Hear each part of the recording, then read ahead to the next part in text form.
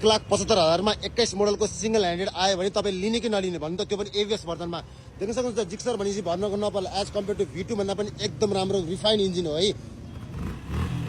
मिठो छ साथीहरु। जो पहिला उसले पाले 1,75,000 है, जम्मा 31,839 मात्र किलोमिटर रनिङ भएको छ। देख्न सक्नुहुन्छ निट एन्ड क्लिन छ। इफ इन केस तपाईले जिक्सरै खोजिरहनु भएको छ भने यो एउटा पर्फेक्ट भ्यालु फर मनी हो है। मैले भनिहालेँ तपाईको V2 भन्दा पनि एकदम दामी हुन्छ। डुअल तपाईको डिस्क भइहाल्यो। देख्न सक्नुहुन्छ साइलेन्सर पाइप पनि चकाचक हुन्छ यसको डुअल वाला है।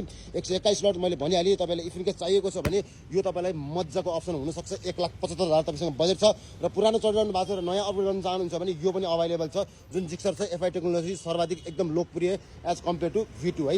विचार गरी हेर्नुस् 1,75,000 नट अ बिग डिल। यो पनि जो पहिला आयो उसले पाए एकदम फुल फाइन कन्डिसनमा रहेको छ।